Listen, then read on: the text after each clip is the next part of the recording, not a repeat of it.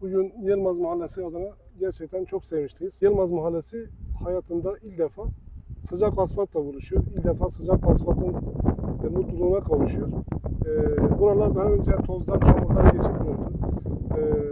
Yağışlı havalardan, çamurdan, ilkbaharda tozdan geçilmiyordu maalesef. Bugün gördüğünüz gibi 2 kilometrelik yolumuzu hemen hemen bitirmek üzereyiz. Yarın inşallah 3 kilometrenin tamamı bitmiş olacak. Şoförlerimiz daha konforlu, daha güvenli bir yolda seyahat edecekler. Öğrencilerimiz artık eğitimlerine geç kalmayacak, derslerine geç kalmayacaklar. Hastalarımız hastaneye daha çabuk bir şekilde ulaşacaklar. Düğünlere, taziyelere daha çabuk bir şekilde ulaşacaklar. Bizim amacımız Belle'deki bütün yolları inşallah en kısa sürede bitirip asfaltlamaktır.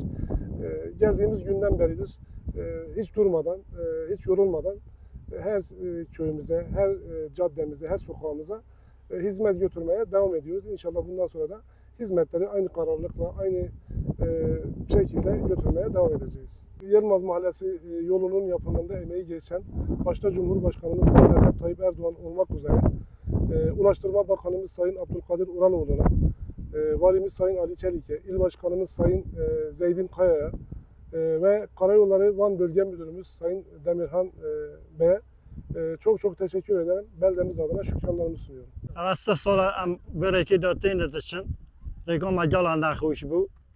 Nam gala teşekkür başkanı Xudurbaz başkan diken. Am bir kovuşucu xalas bun. Am hada solardan abi ma dış kastin. Abi ma uçarım eda bun karayda. Am bezinciri ma ihtibaşa bezinciri am dağıtın dışı. Şükür reklam şibi am gala teşekkür ediken bu belediye başkanı Xudurbaz büyüksü. İlk defa asfalta şibu, ilk defa leke hata fereken ve her şibu yani. Neşke sağla am bir marazolar dikiş am dağıtın dışı. Am da bana o rekana da karayda. Yani gala sıkıntı ha bu şükür nehami beminal böreki dağıttığınız için.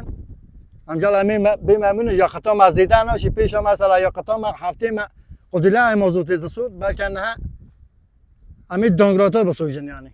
Yakıta maziden şu araba maziden ben tahmini.